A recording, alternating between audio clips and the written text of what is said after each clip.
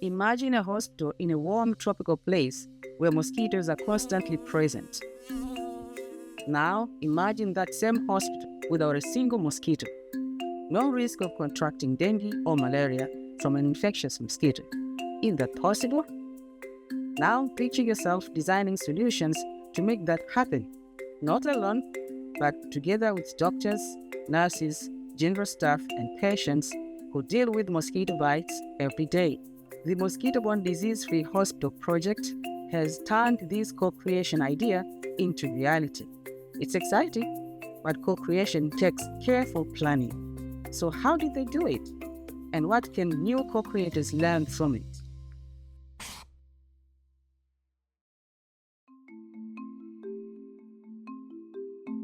We knew from the start in MBD-Free that in order for the co-creation process to work, we needed all our facilitators to understand and agree, had the same notion of what co-creation means. So we started out with a facilitator workshop in Zanzibar, where we introduced a framework called Producers Plus.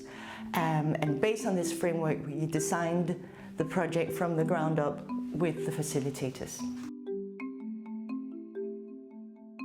We also looked at what exists already. So we did this big literature review of different built environment interventions that might reduce mosquito-borne disease transmission. With the evidence base established, the team turned to the people who could bring that knowledge to life. So we started by asking who has a stake in making hospitals free from mosquitoes. This mapping process helped us to bring together people who live with the problem and who has expertise to make a difference. Once the key stakeholder groups were identified, the next challenge was to bring people from those groups on board. During the team's sampling and recruitment phase, they focused on finding the right mix of co-creators by asking who are the people whose voices could represent the diversity of hospital experiences in Zanzibar. We recruited co-creators mostly through convenience sampling. We asked those who were available if they are willing to take part in the study. We also used the existing local networks and key informants with the right expertise. Also, the regular visit to the field during baseline data collection was crucial because it helped us to build the trust and form the network naturally. So what really stood out to me was how Eliza became almost like a colleague to the other hospital staff and co-creators in our project. So that formed a really good relationship. So we were starting with something good. The other thing that we found was that we had this kind of snowballing effect. So once we started the first workshop, people within the workshop started to suggest to other people that could contribute to the workshop or who were missing from the initial ones. We also made sure everyone was compensated for travels, especially patients, and that everyone was provided with lunch and refreshments during the sessions. One of the things we found was really important was actually creating a kind of identity within the groups. So we made these branded t-shirts and gave out diaries and all of the different content had this MBD-Free logos on it. So just to create this kind of identity around the project. Once the team had built those relationships, it was time to listen. The needs assessment stage gave co-creators a voice to share where and how mosquitoes affect their daily routines and to start imagining what a safer, mosquito-free hospital could be like. So before we could start the actual process, we needed to understand the problem fully. So we started out completing a needs assessment, a comprehensive needs assessment, using mixed methods. We were interested in the environmental factors that play a role in mosquito exposure, but also the behavioral aspects of how people engage and act within a hospital setting. So we started by talking with people that experience the hospital every day, like the patients and staff.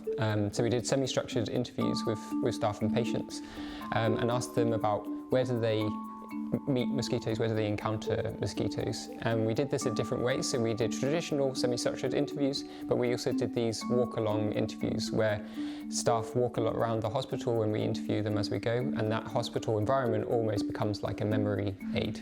Along that, we did regular observational visits to see how people move through the wards, the ventilations, and how people manage the waste.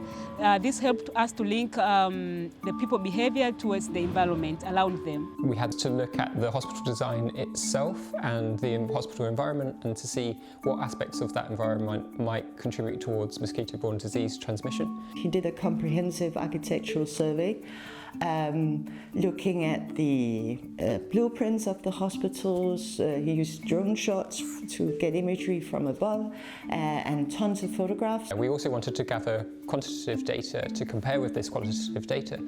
So we used a sensor network to get data on temperature, humidity, CO2, all environmental factors that we believe may contribute towards behaviours that might encourage human-mosquito contact. For example, if they're too hot, windows and doors might get opened to help cool yourself down, and that might then lead to places that mosquitoes can enter in. So our entomological team, they did an entomological survey using traps.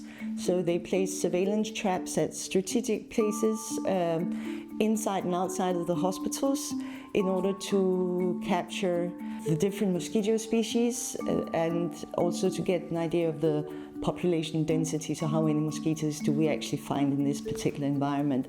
So with this and combined with the architectural survey, we had both qualitative and quantitative data to inform us about the potential risks of mosquito-borne diseases in the hospital setup. With a clearer understanding of the hospital environments and the behaviors influencing mosquito presence, the team then chose the right co-creation methods to get the needed input. These methods were the building blocks of the co-creation process. Each method served as a different purpose. In total, we conducted 4 co-creation workshops, getting together all our co-creators, so that was patients, hospital staff, management, researchers and designers. And the task was really to create a safe space where co-creation could unfold. Our first workshop was all about introduction. We brought co-creators together with research team to set a tune on how we would work together.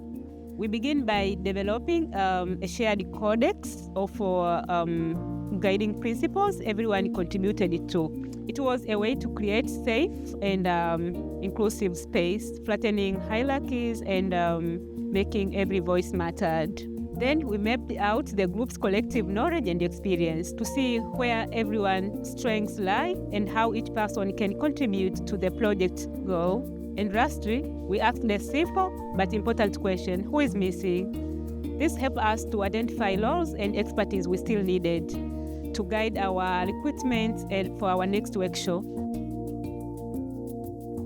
So the second workshop focused on intervention ideation. So how do we actually create concrete interventions that can be used in the hospital environment? So we began with the simple question, where do you get bitten? And we had a poster with photos of different areas of the hospital, and co-creators ticked where they got bitten and then also suggested other areas that didn't occur in the interviews. The next activity, we had a model of the ward, and we really focused in on why are the windows and doors being left open, what are the reasons behind this. So we brainstormed different possibilities, like maybe the wards are too hot, maybe there's cleaning practices that require the doors being left open, these kind of things. So the next activity was this World Cafe activity. So here we explored different interventions and how they could be adapted to the hospital environment. So from the literature review, we created intervention cards like these, which just really simply described different approaches to reduce mosquito-borne diseases through changes to the environment. And then we had these templates where co-creators could give feedback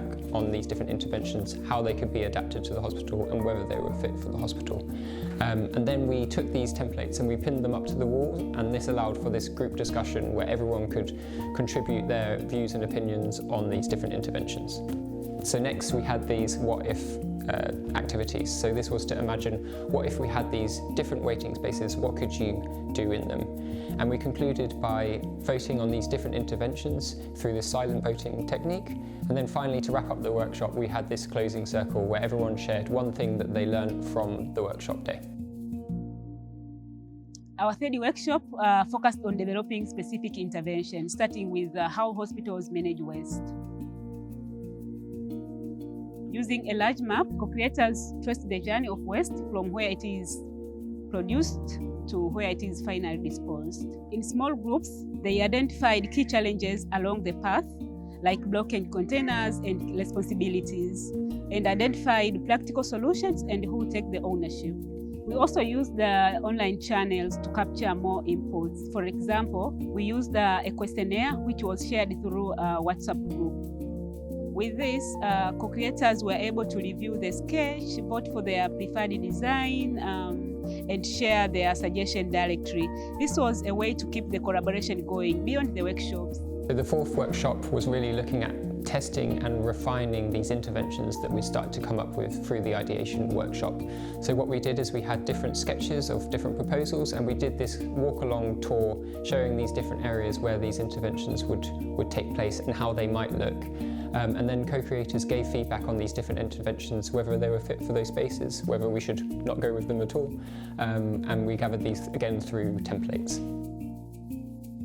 In the last workshop, we really wanted to involve co-creators in the construction and implementation of these different interventions and new spaces. So we ran these planting days where we planted over 600 different plants, all Zanzibari plants, and co-creators could actually then create and be a kind of active participant in designing their space, rather than this being a space that we just drew up and it was kind of constructed. It was a powerful moment, seeing ideas that started on paper take roots in the hospital grounds.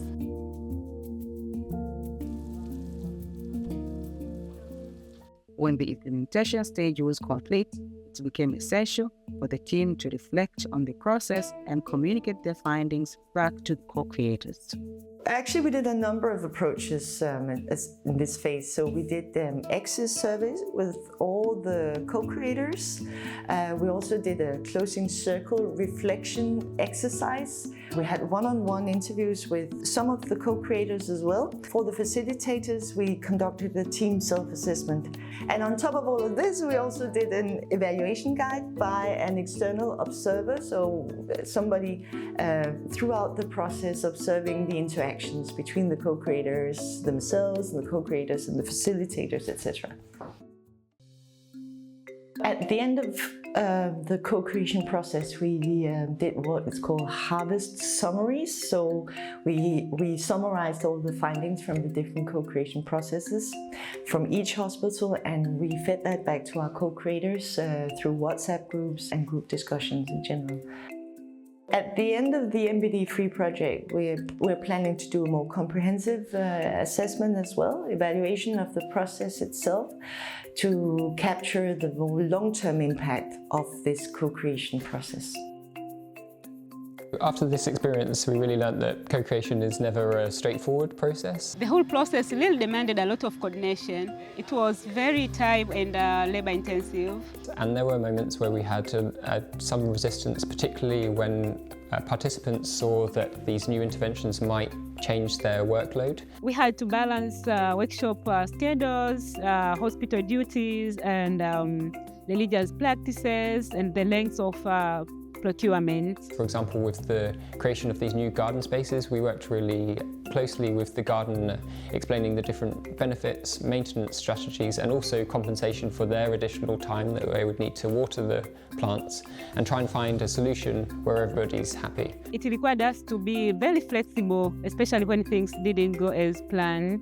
By the end of it, we really saw a transformation from someone that was very resistant to the project to someone that really took ownership and became a steward of the project. He even ended up planting extra trees as part of the project too. Well, we've learned definitely that a co-creation process at the scale that we've completed is very resource heavy in terms of human resources, but also of course it requires some financial funding. So it's essential for a co-creation process like this that there is sufficient funding from the start in order for this process to be meaningful.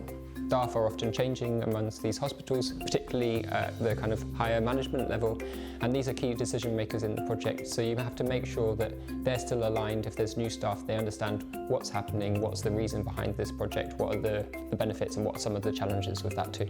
Despite it's a really challenging process, but I do think it's really rewarding. If I was to, by myself, try and solve this issue, we wouldn't come up with what we'd come up with here. And I think the interventions that we've created have so much more richness and are so much more applicable to the environment because they have all of this knowledge integrated from all of these different stakeholders and all of these different perspectives.